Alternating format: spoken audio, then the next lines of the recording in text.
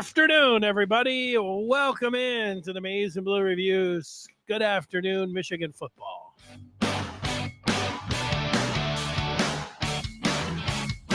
Now, I wish it was different. I wish I wasn't sitting here with my head down, having a big case of the Buckeye Blues, but that's what it is on this Monday. Hopefully you folks will be able to help me out. Sometimes shows, talking with like-minded fans is good therapy, and that's what I'm hoping for on today's show. So welcome in as we get ready to roll here on this Monday. Thanksgiving weekend, Michigan with a home game against Ohio State. Well, you know what happened there.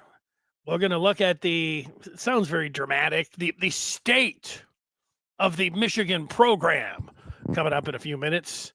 Also, the college basketball, on a positive note, the college basketball top 25 has just been revealed a few minutes ago. Michigan has moved up into the top 5, into the top 3. We'll get to that coming up. But we start with the game on Saturday, 27-9. Maybe you're ready to move on. You don't want to talk anything about the game. And if that is the case and you're watching this live, well, I understand. If you're listening to this after the fact and you don't want to hear anything about the game on Saturday, I'll step forward. Toggle forward, whatever it is, fast forward this particular spot. I admire people that are able to move on a lot quicker than me with losses. Even on Saturday night, there are people that are ready, that have been able to move on. But losing, we all can agree that losing sucks.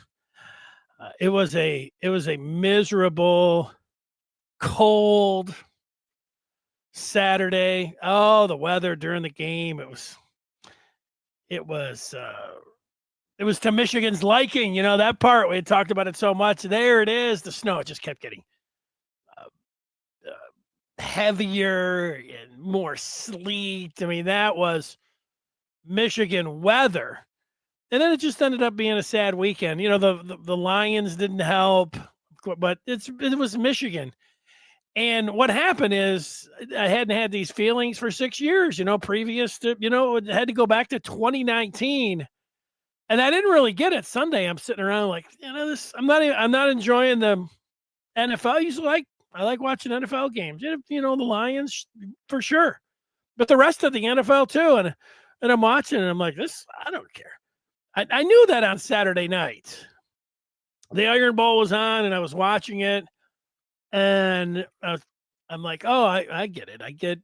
I remember. I didn't like watching college football after a Michigan loss down through the years. And I was like, oh, yeah, I remember that. But there's all this other stuff, the Pistons. I'm like, hey, I can go watch. There's a million things. I'm like, no, I don't really feel like doing any of that. And then it carried over to Sunday. And now here we are. And it's, it's still out there. So if you're feeling blue, I get that. Now, Tony Soprano said it a lot during the 8 years or whatever the Sopranos were. What are you going to do? What are you going to do? What are you going to do? Now, I get what the coaches do. They get out on the trail. They actually, flip the DB, 4-star DB from Baylor. They got the top recruit in the state out of Muskegon for not this upcoming class for this Wednesday, but next year. So that was good. That was good PR for Michigan. The players can get into the weight room and they work on their games. I think the players move on a lot quicker than the fans. But for the fans, I found that, and I saw a few people. I'm like, what? I wanted to, get. I don't know if it was taking the temperature because I knew what the temperature is. It's it's bad. But I found some Michigan fans. I think they get out there and do good PR because they were all about, yeah, the recruits. Just excited about the recruits already, and that's good. It's good to be. I mean, that's what recruiting's supposed to be, fun. And when Michigan gets a recruit, I've noticed it, and you probably have too. It just lifts you up, gives you a little bounce in your step. And so I saw people, looking for it, and they were able to get a little bounce in their step with Michigan getting a big time player for 27 and a flip out of Baylor, and they're smiling a little bit. Also, I saw a lot of Michigan fans saying, "Look, just think about the last 4 years prior to this year," and that's the one. That's the one that landed with me. After watching this past Saturday, thinking about last year and Michigan winning in Columbus is really, it feels more remarkable. It felt remarkable last year, but considering that the team that I saw in scarlet and gray on Saturday, and just how the program is going, it made last year feat of beating Ohio State. That one, resonated with me. And then the previous 3 years, so we'll always have 21 through 24. That's the thing that's doing it for me this morning. That might not work for you because you're thinking, yeah, but what about right now? And what about ahead? That's now that's in the past. Tell people stop living in the past. I'm just looking to help you. If that doesn't help you, I can understand. I found that to be a little bit of a help. Looking back from 21 through 24. Now, as far as this game on Saturday, Michigan for the first 4 series, there was some real positivity. There was some real hope. First play of the game, Marshall ripping off that long run, and then Michigan getting down there and being able to get some points. And then the second series, oh no, you got Zeke Berry going up. They got to play. You got Jair Hill coming up with an interception. I mean, it was like, okay, here they go again, driving down and yeah, sure, touchdown. You want those touchdowns, but getting points again. But then when Marshall went down, and then very shortly thereafter, the 4th and 5, the Jeremiah Smith touchdown, the bobble that the officials didn't have the guts to overturn. I've watched replay for, 20 years now, and I say the same stuff. It's supposed to be if 20 people are sitting around or 100 people are sitting around and you show them that everybody's like, I agree. Yeah, it's tough when you got half of the room Michigan, other half Ohio State fans, and they think everything is supposed to go their way, and they're just looking at it totally through, their team's glasses. We understand that, but it seemed to me very visible, irrefutable video evidence that the ball started moving in Smith's hand before he went across the goal line. That looked like irrefutable video evidence. 1,000 people, if you ask them, we're not asking them. I know people put all their other kind of interpretations in there. I'm just watching Ohio State fans post still photos. Okay, we can't tell if the ball's moving. It looked like the ball was moving. Now, the one thing, they didn't have a camera, and this was the bailout down the line. they go to that. Couldn't tell for sure that it was, but it sure did. It looked like you could tell for sure. I've seen many other calls overturned that didn't have quite the irrefutable video evidence, and that could be the maddening part. And then it certainly once he crossed the goal line, bobbling it, he never gained back even for a split second because his foot was out. And it would have taken some guts to reverse that one. But so it's maddening when you think you see irrefutable video evidence. It's also maddening when the announcers, Joe Klatt, the ball's moving. You also have the rules analysts like, yep, that's going to be a touchback. I believe that's what I wasn't watching the game, but I believe, I was looking on the Dean Blandino was like, yeah. So they're all in agreement. I'm listening to the radio feed. Of course, the John Jansen was, it's moving. He saw it. Oh, there was another person. I saw it. And yet they didn't have the guts to overturn it. Now, was Michigan going to win the game? Probably not. But it's still one of those. It happens. I was going to say frequently. In baseball, that's the one, for 20 years, and they've only been doing really since Galarraga, so it's about 10 years or whatever it is, where they have their replay. And, there'll be a million times where the broadcasters are sitting over there. Oh, no, now that for sure, this one is expected to be quick, and then it doesn't happen. It's like, what? The only thing I can come back to is that, and I know, sure, if you think the gamblers are involved or the rules people are biased, I mean, I can't tell you anything if that's what you're thinking. And you might be right. You might be right. I keep going back to when I see this to a few years ago, there were two things. One was an audio where they said, "Hey, what do you hear?" And one of them was, I forget what it was. Like, I hear L Bell. And somebody's like, "No, I hear Roger." It's like, so you could have 10 people that are like, no, I definitely hear Roger. And the other half. And it's the same thing sometimes with your eyes. You show half the people, they're like, "Oh yeah, that's a gold dress." Very sure that's a gold dress. And then you get the other people like, "Nope, that's blue and white." And so each person there, so the officials that were sitting in there, while we all saw gold, they all saw blue and white, or maybe they saw scarlet and gray. So that's it. That wasn't the audio. What was it? Jeepers? No. Laurel, and I forgot what the other choice was.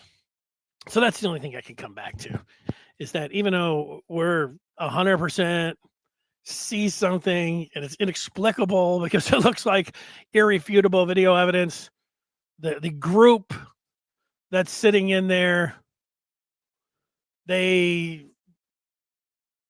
didn't see it. And so that part really sucked.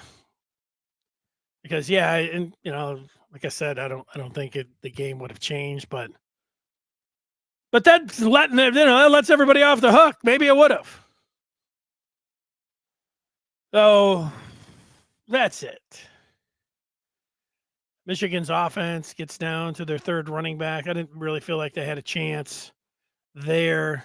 I liked how the defense got a 3-and-out to start the second half out, but then the offense couldn't capitalize. And Bryce Underwood, I'm going to get to him coming up. I will rate Bryce Underwood's season on a scale from 1 to 100. I've got that. Think about that yourself, what you would do. But Underwood played his worst game of the year. That didn't help. Defense didn't, I don't know, did they blitz at all?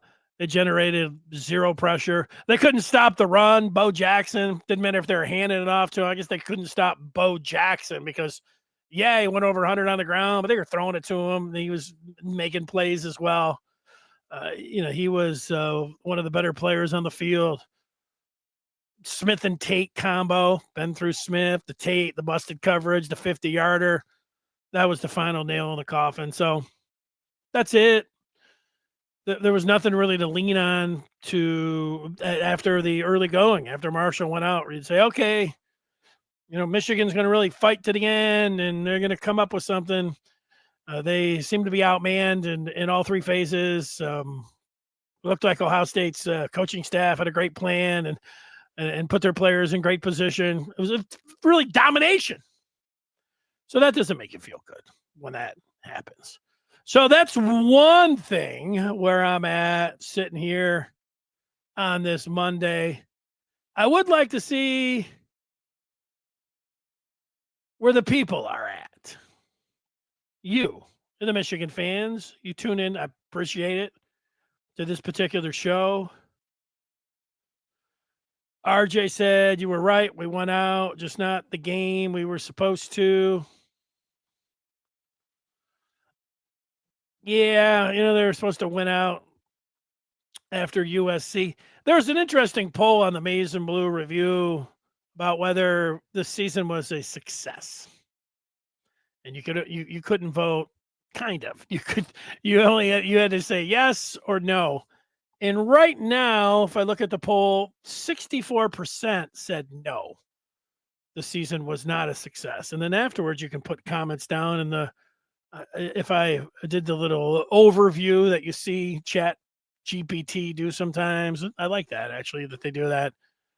Most people were pointing out that Michigan's 3 losses, they got beat pretty good about teams that were better than them and weren't really competitive. And all the other wins didn't really, would say, against any good opponents. That was the long and short of it. And, I get that. I think that's on. I felt like, no, it wasn't a success, but it was acceptable.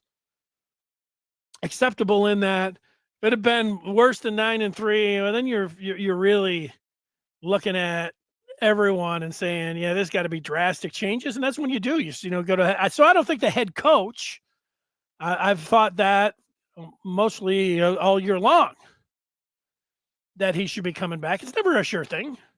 But the season is over, and if you ask me, do you think Sharon Morski? Yes. Yeah, I do. And so that's the part where when I say no, I have to say it was acceptable because they didn't fall off a cliff. It wasn't as sad as the weekend was. It wasn't, so unbearable. They met the expectations that I think most people had for them.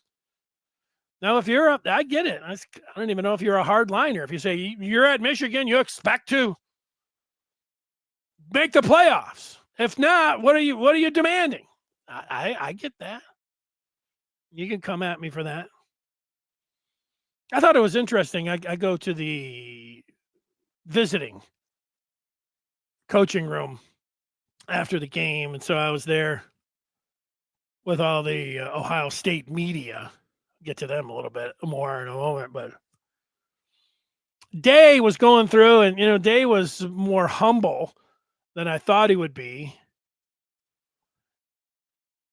At one point, he said, I'm going to even have it here exactly so I could quote him. I don't know if it matters or not.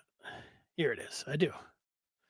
And so they know how important this is. And this is the number one goal of our program. So to get this one checked, and now gives us an opportunity to get number 2, and that's in Indianapolis next week. So Ryan Day, this is the defending national champs. And they beat Michigan. And right after the game, he says, this is the number one goal of our program. I didn't know that the number one goal for Ohio State was to beat Michigan. I remember a couple years ago, Harbaugh came out with the goals of the program, and there were 4 of them, I think, at least. I mean, you can have more than one goal. Ohio State has more than one goal. But the very top was not beat Ohio State. I think it was win the Big Ten, make the playoffs, beat our rivals. I think those, I don't remember what the fourth one was. But, so that gets you to Ohio State has one rival. Michigan, and they have that as number one. I thought that was a little interesting.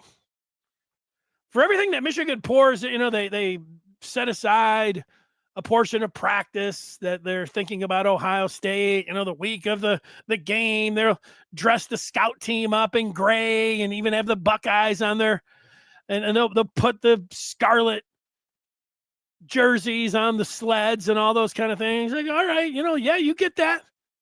But the number one goal for Ohio State is to beat Michigan. Rob putting out portal needs. I agree with the portal needs. They got a lot. There are a lot of people that, and I'll go back and get some more feedback. Rob was just disappointed, wasn't even mad. Yeah, that's some sad feedback, but I think everyone understands what you're talking about.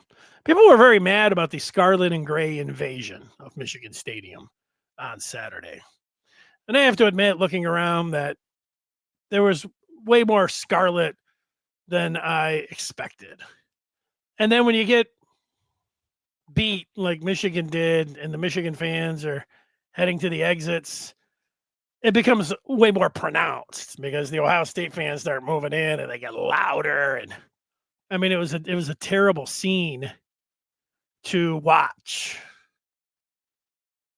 But there's a couple, I saw a lot of people like chastising Michigan fans for selling their tickets. I can't really do that. When you sell your ticket, I mean, if you're on Facebook and say, hey, and there's an Ohio State fan, it's like, what's up? I'll give you my money. I don't think that happens. I think, people are putting it on they're dishing it off, and that's it. They don't say it must go to a Michigan fan. They don't say you have to present your driver's license or diploma or you got to take a blood test. They just sell the ticket. And that's how it works. People have a lot of different reasons for saying they got the ticket and they want to sell it. That's how it works. You can chastise those people. Are you yelling at everybody that left early too? Because you don't leave early. So I don't know. That's just a lot of complaining. But I think I've known this, and this is not dogging Michigan. You might think this sounds like I'm dogging Michigan. It's not that way. Michigan's got great fans. And I've heard, I actually don't know this, but I've heard enough Michigan fans say this, that, Michigan has the most alumni across the country. I got my one friend, she's a big time Catholic. And, when they would play Notre Dame, she'd always tell me, Michigan has more active alumni that are Catholic than actually Notre Dame. And I'd always be like, well, that's it sounds like a nice fact, to throw out there. But I think Ohio State has way more fans than Michigan. And maybe it's concentrated all in Ohio. Maybe Michigan has more across the country. Michigan's a blue blood football program. Certainly one of the most popular, successful, all of those things Michigan has. But I think just pound for pound, when you talk about the fandom, I just think there's more Ohio State fans. There's certainly, I remember this over the years, you go down, and I would go down and cover Michigan, the coaches every Monday and the players. And, all year long, whatever you get, 10, 15, 20 people down there, covering Michigan every Monday. Not today. There was nothing. But then it would get to Ohio State week, and there would be, if there's normally 10, there are 50. And they have to set up platforms for additional cameras. And it's like, okay, yeah, it's Michigan Ohio State week, man. There's 5 times the amount. And sure, some of it is going to be national people. That happens. You even see it up in the press box. But there's no room in the press. All the seats were taken. And, yeah, like I said, there's going to be some national media that comes to a Michigan Ohio State game. But after the game, to go into the Ohio State, the visiting press conference, I think there's more Ohio State media than there is the people that cover the Lions. I think Ohio State has 5 times the amount of people covering their team than Michigan does. And I explain it like this: if the University of Michigan was located in Detroit, and there was no Detroit Lions, and there were no Detroit Pistons, and there were no Detroit Tigers, and there wasn't Michigan State at all, then I think you get the idea of how many people are focused in on Ohio State.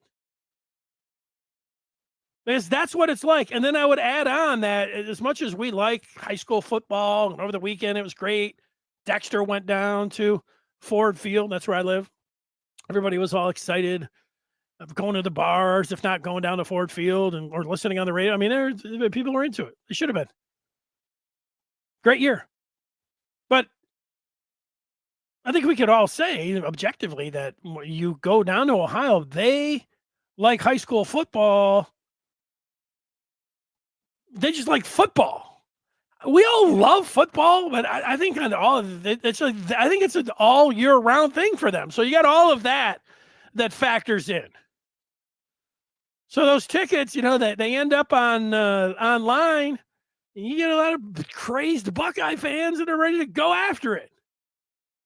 And maybe if the shoe was on the other foot when Michigan was the defending champs, and they thought, as you'd say last year, not everybody was flocking down to Columbus because, Michigan was, over 20-point dog. Nobody thought that was going to be a win. So do you really want to go to that? Probably not. But if Michigan was the defending champs and they were number 1 last year, certainly there'd have been a lot more people that were willing to travel south. I just the amount of Buckeye media and fans is one part, sickening, but it's other part where you see it and you understand that down there. I know they've got the Bengals and the Browns, but Columbus, and they got the Blue Jackets, ironically, but everything's Ohio State. They're not talking about pro basketball, hockey. I'm talking about pro football is down here. So that's it. I'll take some more feedback. Rob talking about a dedicated quarterback coach. Well, I have said that. You start thinking about that. You've got Chip Lindsey, Sharon. Lindsey's the offensive coordinator and quarterback coach. And so talking about Lindsey and Underwood is spot on. Also, Kasula is co-offensive coordinator. They just threw him that title. Is he helping out with the quarterback development at all? Underwood has his own quarterback coach. What do they do in terms of the analysts? And if, the bigger the name that you would bring in, and I like another voice, a different voice, because as I'm going to get to my grading of Underwood coming up, he needs to be a lot better. And everyone realizes that it was his first year and he was a true freshman. I factored all of that in. Let's get to that, the Bryce Underwood grade for the season. First, I want to tell you that with signing day Wednesday and Michigan reeling in a flip, and then the top player in the state of the last 24 hours, you get the idea of what's going on with the Maize and Blue Review. We're covering it all. Basketball, Dusty spoke today. We're going to get to, Michigan hoops coming up straight ahead. They're hot. You know about hockey, you know about basketball.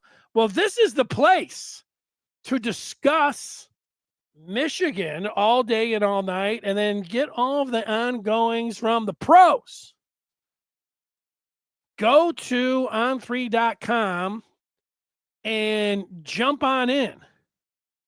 You like portal news? You like recruiting news? You like the coaching carousel, playoffs, all of that going on. And the one thing that I can say is somebody that worked a long time in sports talk and has dealt with people on social media. A lot of people don't like social media because as soon as you say something, somebody jumps down your throat, starts telling you, where you can get.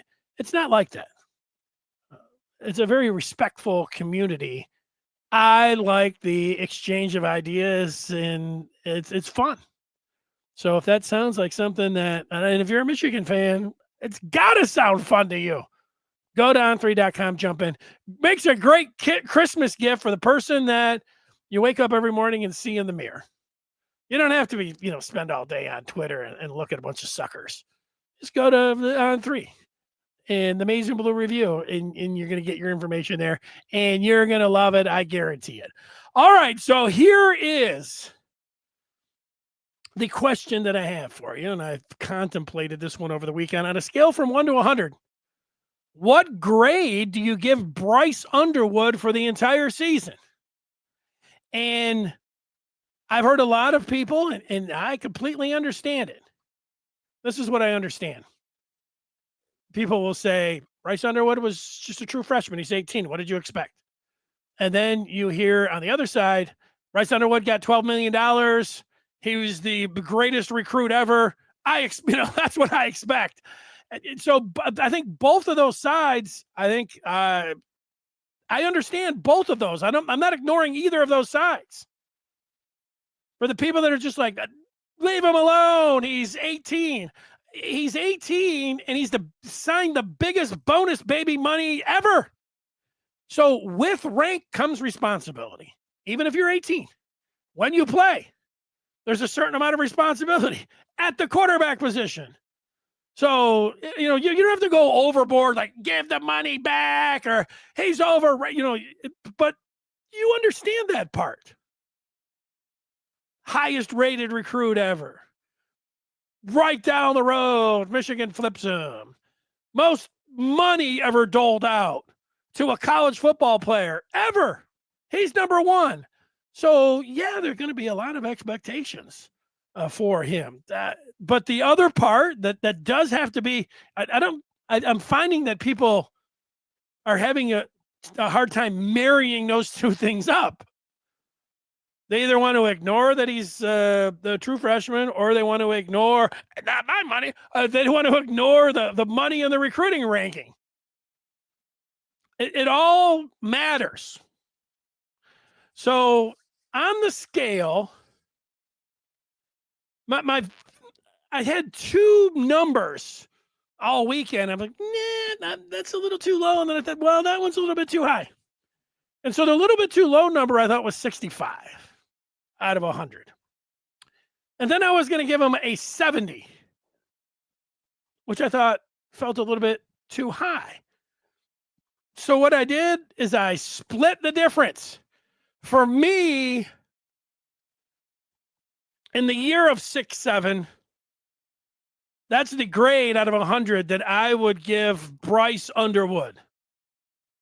Now, it was hard because he's coming off a brutal game against Ohio State.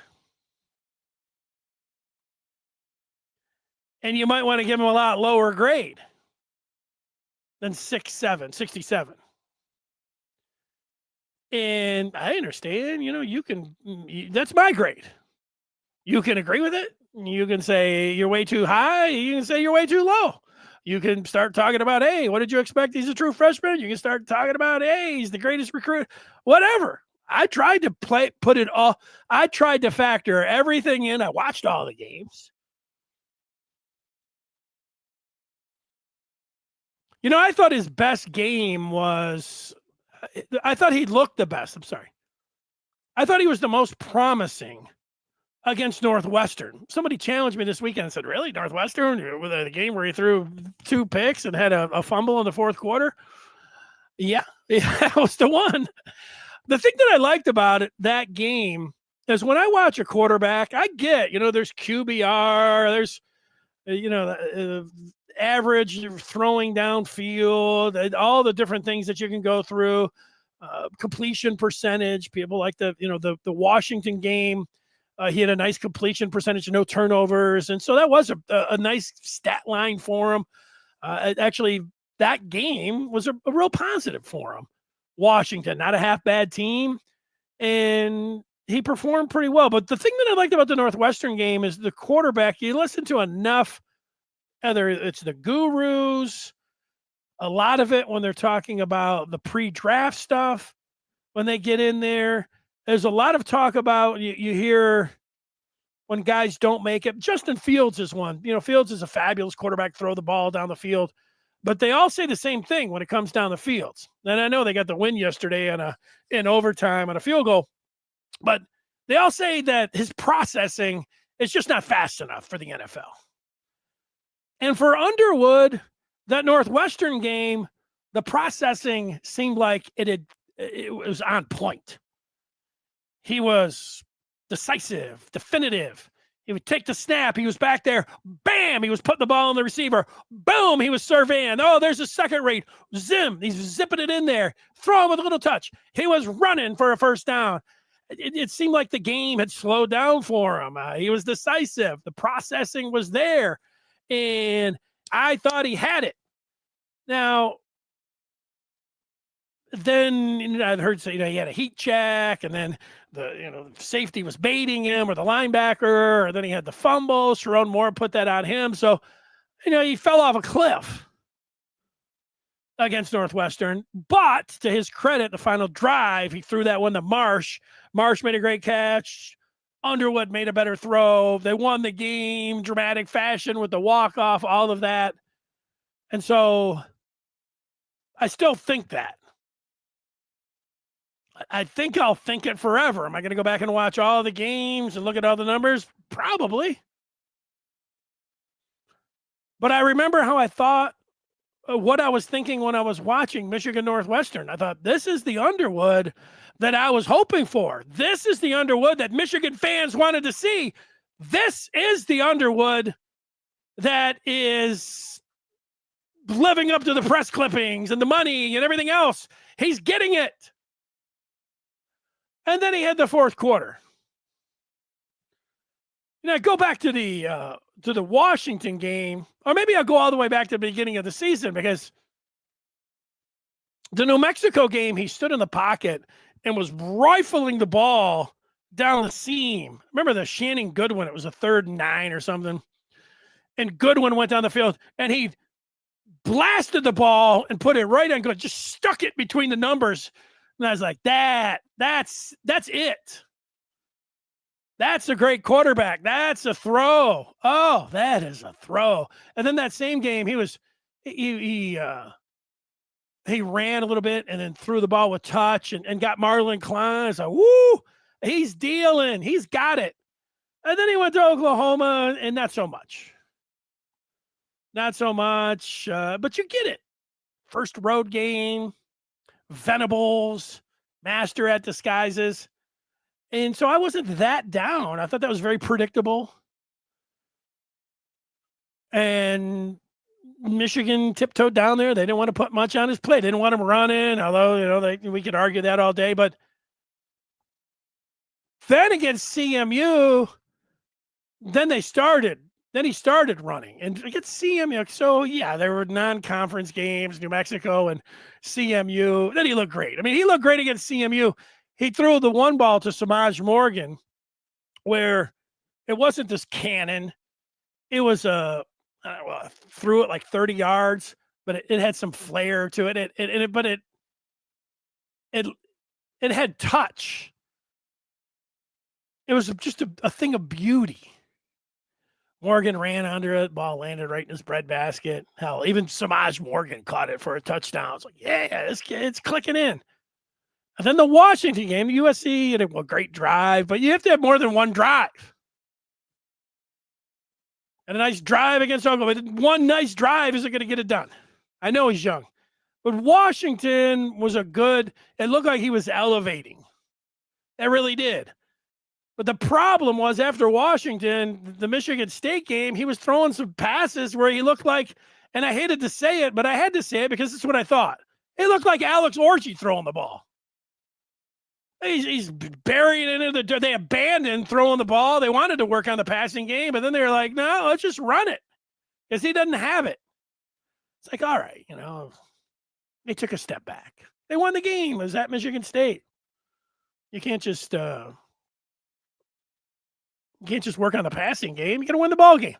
But the Purdue game, then came the Purdue game, and it was more of what we saw against Michigan State.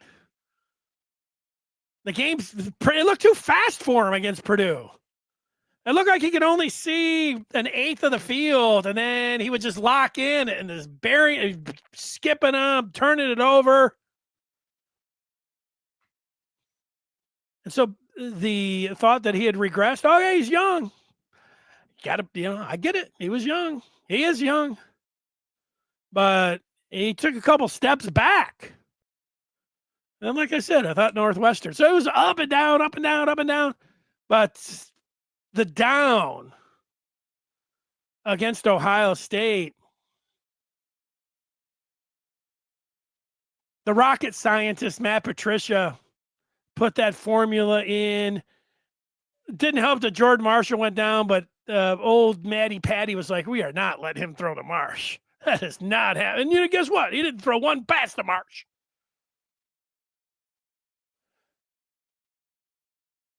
He couldn't, he had no chance. Had no running game, and then it was just too fast for him. The game was too fast for him. So that's where I came up with this number.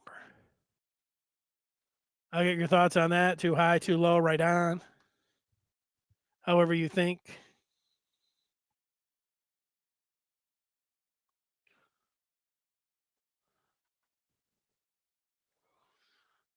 YouTube.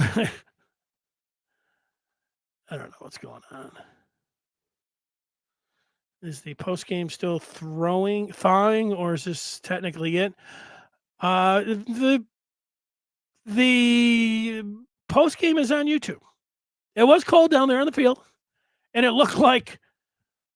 If I have to apologize, I'll apologize if you can't watch it. I mean, you're watching me right now. Appreciate it.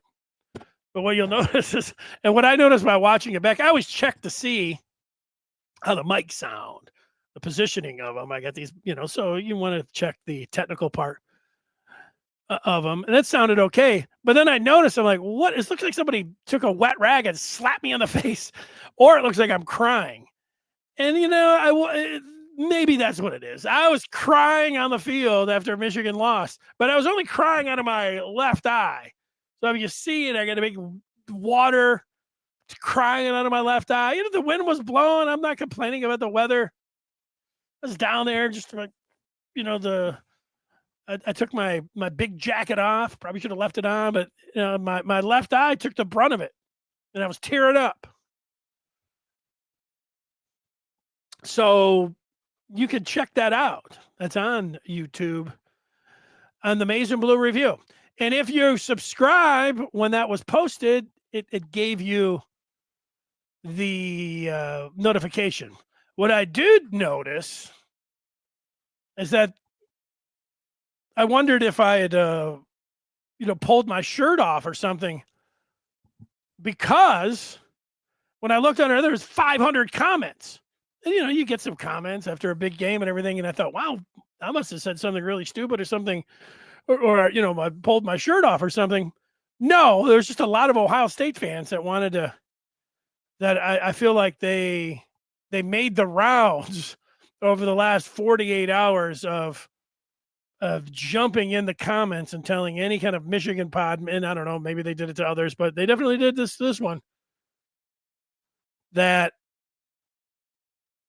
just how they felt about the whole state of Michigan. That's it.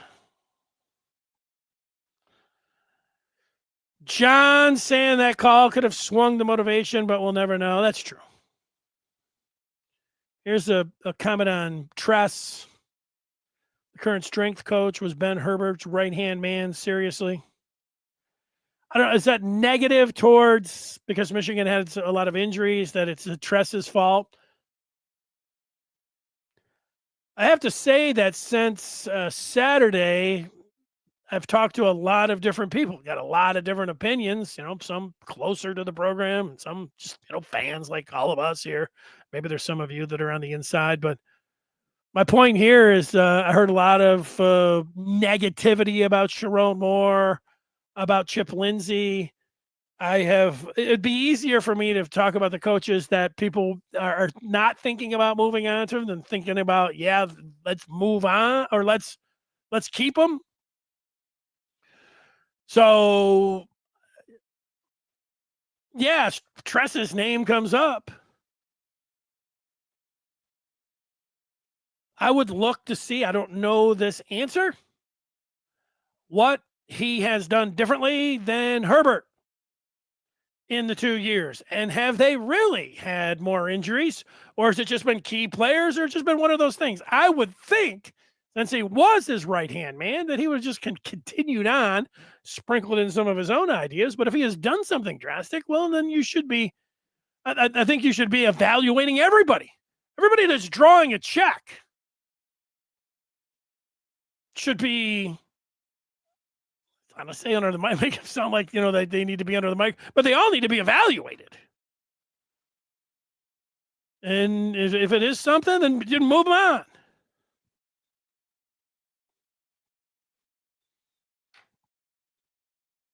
Definitely going to be some changes when it comes to the staff. RJ had been warning about Bo Jackson. Watch out for Bo Jackson. Got to have some offense in this game. Yeah, they didn't have much.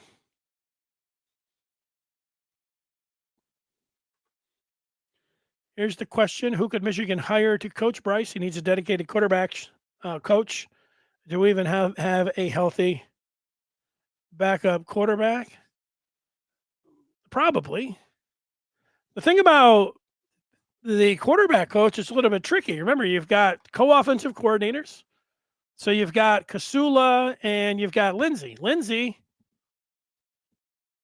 had success with Drake May in developing him.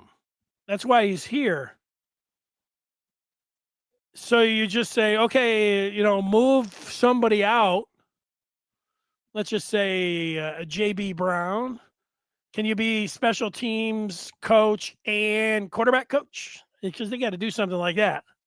Unless the quarterback coach is just an analyst. But are you really going to be able to get someone who is both has the goods to have an effect on Underwood, but then also is going to work with Lindsey and, he's going to have a role. So it gets tricky as I look at it. I said it myself, they got to bring in a quarterback coach, but then you just start looking at it and you're like, I don't know how that's going to work.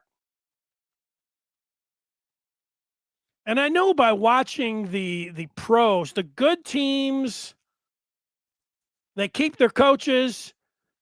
They've got their GM and their coach and the quarterback, and they just surround that quarterback with the talent. And they're not moving coaches out left and right. So I know that this year is obviously going to be pivotal. It's going to be everything. I've already seen some people like, oh, Underwood will, he'll be on his way out now. Look, he'll be getting calls. That's for sure. But I'd be mad if he left Michigan after 1 year. But they know that with he's going to be a sophomore and he could just get better with being a year older. All of those things you're expecting, and all of the plan for him. I don't know how much of a plan that they need to throw out. People like, get rid of Lindsey. And it wasn't that bad, but the happy feet, you want to make the case, that he's the same quarterback that you saw in game one. I get all of that. So I'm at a little bit of a crossroads on how you bring somebody in and how many different voices that you have, and it sounds a little panicky. It is panicky. It's a good idea, but it sounds a little panicky. And how's it going to work? Because what Lindsay's plan is and was and more, and they gave that title to Kasula, not just to give him an attaboy, but he had to have some input. Are these guys now just like, oh, now we're going to just bring in Coach X and he's going to take over the development? I don't know. Again, I just think it sounds good, but I think it's more complicated. And I'm saying it just like everyone else.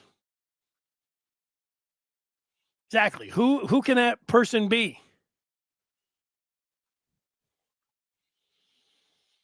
There's somebody saying that Davis Warren played better than the $12 million kid. They played about the same, to be honest.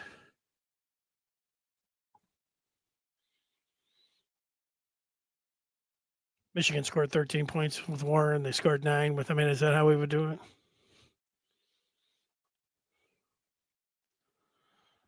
Todd, he's back and in over his head again. I would say that would probably be directed at Sharon. There's somebody saying that Jaden Davis is the backup.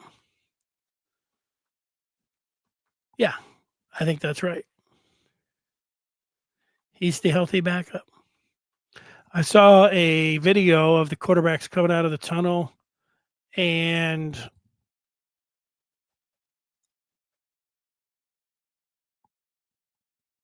you had Mikey Keene coming down there as well. He was dressed.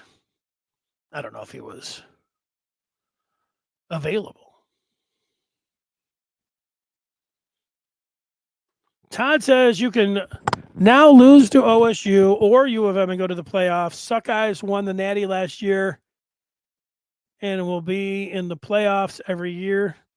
Sure, what sometimes people are making a point to me and that I talked about 20 minutes ago, and I'm not getting it's true what you're saying. Hadley's grade for Underwood is below my 6.7. 52 he put. I was more disappointed than the D not able to get to the quarterback. And who would you like to see Michigan play in their bowl game? Yeah, well, thanks for trying to, at least look to the future. Texas, I keep seeing Texas. I don't really have a team out there that I'm like, oh, I hope Michigan really plays this team. Because it's so much about getting to the playoffs that it's like, oh, hey, the New Year's Eve game against Texas or the ReliaQuest Bowl. I'll get excited, but just not today. I'm not sorry to yell at you, Hadley. Texas is the name I keep seeing in the Cheez-It Bowl. I was riding up the elevator on Saturday with us, and I looked over, and this guy had this blazer on. It said Cheez-It. And I've seen the bowl blazers before. These guys just go around to the games, sit around, eat, drink, and then, oh, yeah, come to our bowl game. So I was like, well, I don't want to see that guy, the Cheez-It Bowl. It's a bad omen, Cheez-It blazer. But somebody in the elevator was like, hey, it's a pretty nice blazer. Yeah, pretty nice Cheez-It Bowl blazer. He's like, yeah, it's a Citrus Bowl. He knew. Warming up for Michigan. Oh, that Citrus Bowl Cheez-It blazer was pretty excited.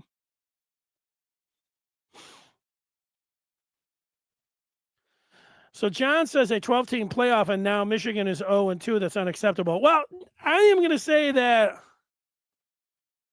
you're correct about it being 0-2, but when you say unacceptable, so what are you going to do?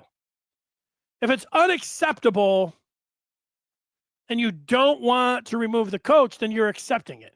And I am saying that I don't think that they should remove the coach. So it's 0-2 and it's disappointing, but I'm accepting it. I know there's a lot of people that didn't like it. It's kind of, I don't know if it's harsh, but people are saying they have to get to the playoffs next year. It's the ultimatum. And I think for the most part, and if you hear it, you're like, oh, I don't like hearing that. I think it's true. I could cook up a lot of different scenarios where, you get the injuries, you lose 3 games by 5 points, you get a bad call, those kind of things. But mostly it's true. If Michigan does not get to the playoffs next year, then that probably is going to be it. And, you say the talk is counterproductive and, okay, well, just go somewhere. I don't want you to leave, but go somewhere where you can just hear people that like to talk about recruiting and how everything's great. I get it. This is some real talk. While I'm at it, like I said, I'd be mad if Underwood left after this year. It would be. But if Michigan doesn't make the playoffs next year, I think Underwood will leave. So, they get a lot riding on this offseason. And, then I would not be mad. I've got to remember that, but I am not going to be mad if Michigan doesn't make the postseason and Underwood leaves next year. Again, that's it. You could call it counterproductive. You call it angry, knee-jerk, whatever. I don't think that's true. I've thought all of that through, and I don't know really what the argument would be other than there's always extenuating circumstances with coaches and players and everything else. Okay.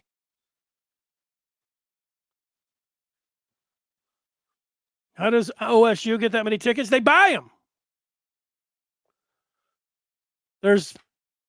I don't know how many sites they're selling tickets. There's a lot.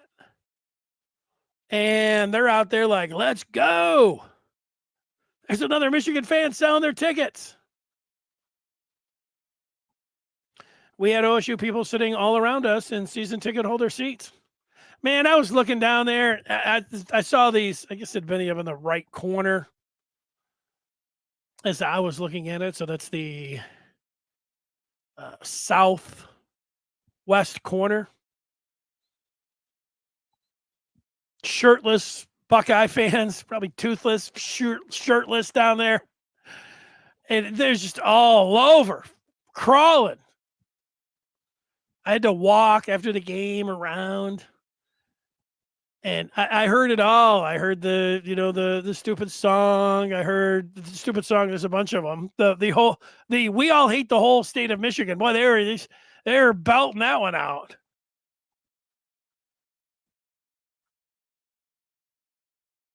I wonder if when they're walking out of the stadium and they see Michigan fans, are they always thinking these guys are trashy? That's what I was kind of thinking. Like, you guys are all trash. But that was no, they probably are. The people that I looked at actually they did look kind of trashy. So Day, this is cut from a different cloth, talking about Ryan Day. He has to have 24-hour armed security because of OSU's fan base. He gets more threats when he loses to Michigan. That's why it's his number one goal. Yeah, well, he pointed out how long he's been down there, how he knows this rivalry. He held back from a lot of things that he wanted to say. He said that. RJ says, that's fine. We didn't beat the boys off of talent and coaching. Even Sam admits, what's Sam? Yeah, I don't know. I don't know who you're talking about, RG. Matthew. Coach Moore is in deep. I'll be surprised if he's head coach next year. News should drop in the next week or so. Hint, Gaddis got fired for the same thing. Well, I have seen those particular rumors that you're talking about. So I guess we'll have to wait and see how that plays out. So I don't know. I'll wait till those actual rumors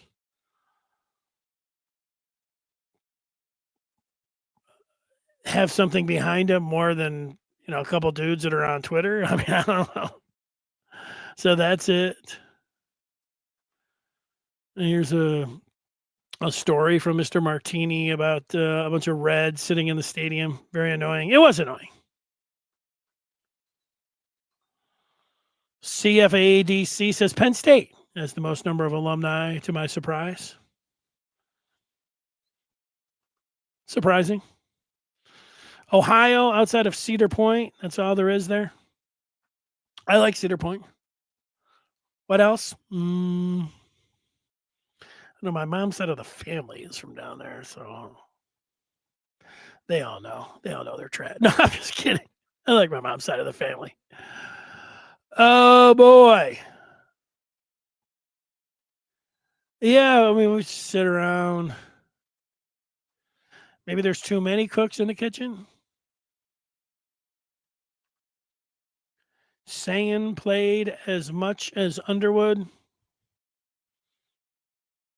Sagan is a redshirt freshman, and that makes a lot of difference. In fact, what we're counting on is that, so Sagan, sure enough, I mean, he didn't play it all last year, but he was able to go through all the practices and without being out there, and then had another year. And then this year was able to go out there. It's a big deal.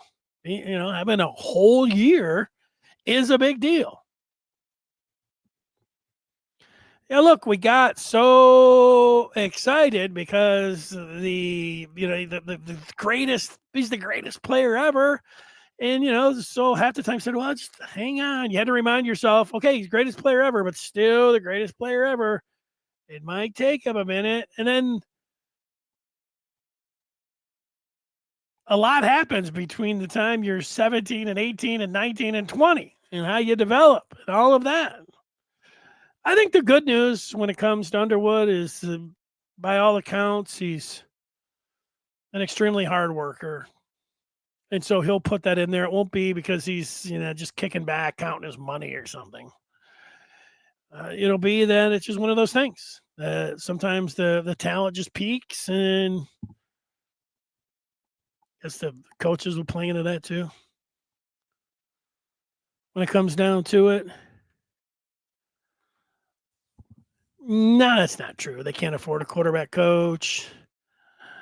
That's right. Let's go to basketball. Okay, I'm in. So the basketball team, after their impressive performance, and hey, we'll look forward to Saturday. I put that up so when I can talk about it, I'll get a nice timestamp so I know where it's at. Michigan, the couple polls that are you'll want to know about, the AP poll comes out. Michigan goes from number 7 all the way up to number 3. So they're the number 3 team in the country. And KenPom.com came out today, and he has Michigan as his number 1 team. Number 1. KenPom. That's nice. Yeah, he has his offensive ratings, defensive ratings, puts it together, a bunch of other ratings, throws those together. Number 1. And Michigan's not hiding from anyone now. They got nothing but love. They should get it, and they've got it. They're the talk of college basketball. Dusty today said, in terms of being ranked really high by anybody, he said, glory is fleeting. So yeah, they since Vegas, he said they had their most spirited practice. Dusty didn't say this, but I was asking about the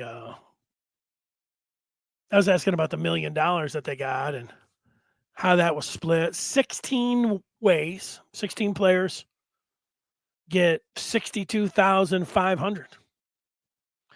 But I asked if they got cash, like a real bag, which in Vegas, you watch the World Series of Poker, or, and they put the cash up on the table. It looks really cool. I thought maybe that they would actually get a bag of 62. I don't know. Can you hold, 10, 20, 30, 40, 50. That's a pretty big stack of hundreds. You get a big brick. But no, they did not get a big stack of cash, a check. And so, maybe after they pay Uncle Sam up to 62, get around 40, 44, maybe 44 grand. But hey, not too shabby for those guys. But man, everything clicked. Everything's going good. They're practicing well. It is happening. Here's Mr. Positivity. Michigan basketball is number 3. There you go. He is smashing the numbers. It's number 3. 6.7 is the grade. Yeah, you like the 6.7 grade. Yeah, the 6.7 is the grade. I like your grade.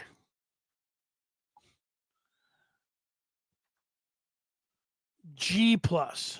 A, B, C, D, E, F. Oh, that's not very good. Whoa. There's a 40. 70, right around where I was at. C minus seems like a 6.7.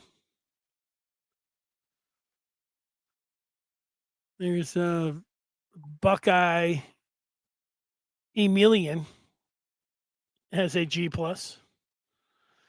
A C plus.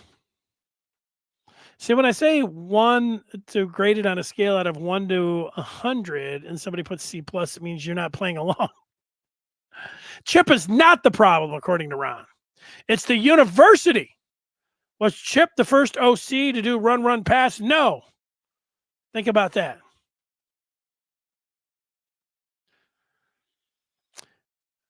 I think a discouraging part about Saturday, a lot of discouraging things, but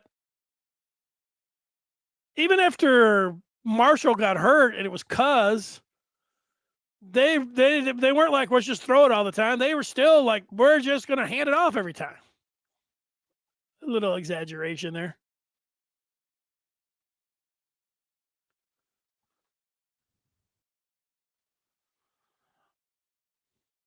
Freshman QBs all over the league. Yeah, it's part of it. Saint got to sit for a year. There's a big difference between being a true freshman and a redshirt freshman. Yeah, okay. This is the last one from Buckeye Emilian, who's probably been in the comments. Let's go get a real QB. Yeah, well, be careful what you wish for there, Emilian. There you go. There's the 18 card.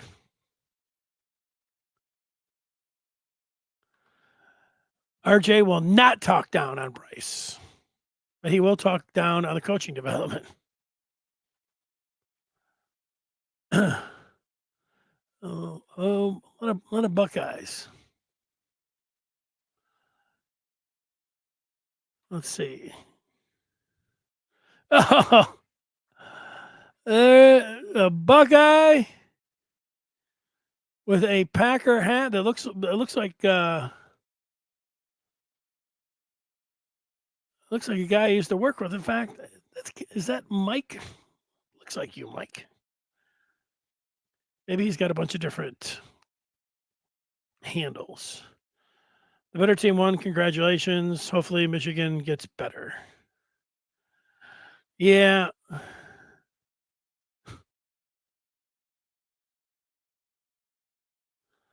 Yeah, I mean, it's getting pretty wild for a little, but I guess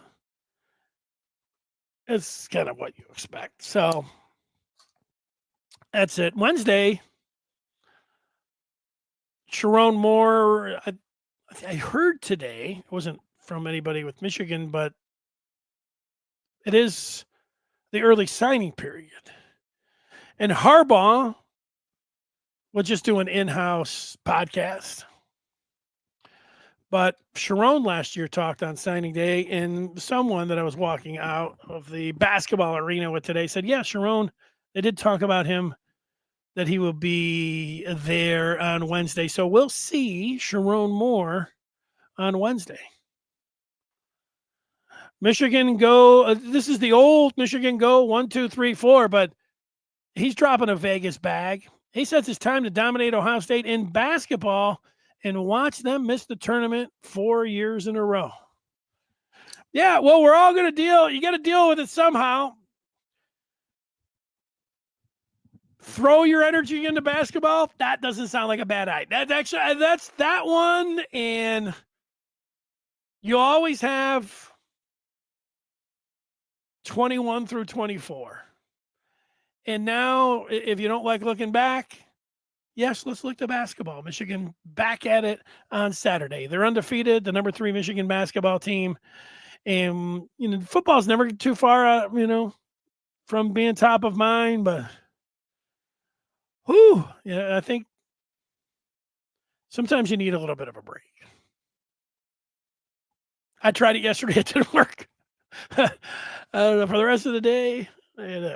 Thank you. We'll see you over on the Maize and Blue Review. Everybody have a great day. Thanks for watching. Good day.